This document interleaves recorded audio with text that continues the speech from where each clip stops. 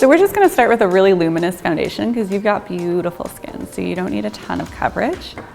And once the winter starts, the air gets really dry, so you wanna make sure your skin is nice and moisturized. I'm gonna do a really simple eye, so I'm just gonna start with a little bit of powder to set the foundation underneath. It's really fine powder so it doesn't sit in the lines, and it creates a little bit of reflection so that you look really bright under your eyes. We're doing a nude base on the lid. Just one color from the lash line to the brow bone.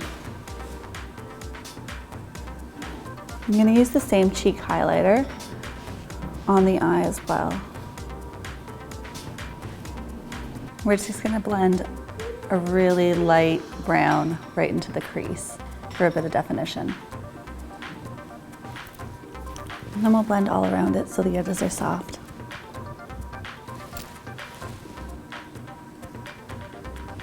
So we're gonna do a winged liner with a cream liner, and we're gonna do most of it from the center of the eye out. And right on the inside, we're just gonna get the lash line really thin, because that will make the lashes look thicker. Look up and over there. And then you can bring that little flick right into the liner.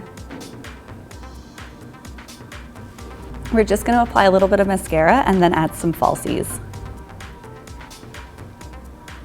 We're not going for length, just fullness. We'll emphasize the cat eye.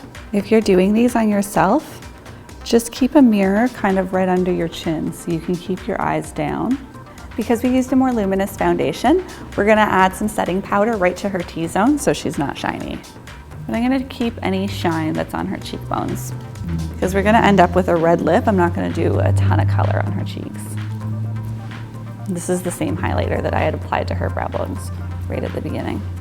Just gonna fill in Cynthia's eyebrows a little bit. So we're gonna do a red lip, and red lips always need a lip liner. So we'll start with that. Just gonna follow the natural lip line in like short little upward strokes. And then I'm gonna blend that line out towards the middle of the lip with a lip brush. We're doing a nice bright red that's totally matte. We're almost done. I'm just gonna use a highlighter to highlight the inner corners of the eyes and the top of the lips.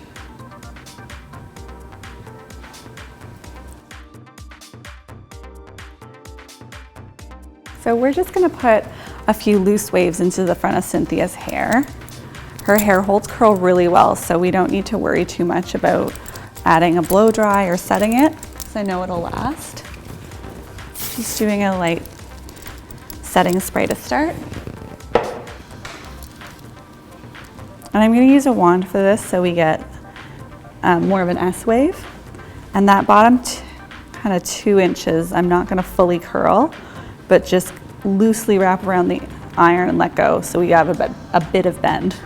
I always hear from clients that the front is the part they have the most trouble with, trying to get the same curl on each side. So you wanna make sure that you're using the same angles. Whatever angle you use here, you'll wanna use the same one on that side. When you're curling around the face, you always want the curls to go backwards.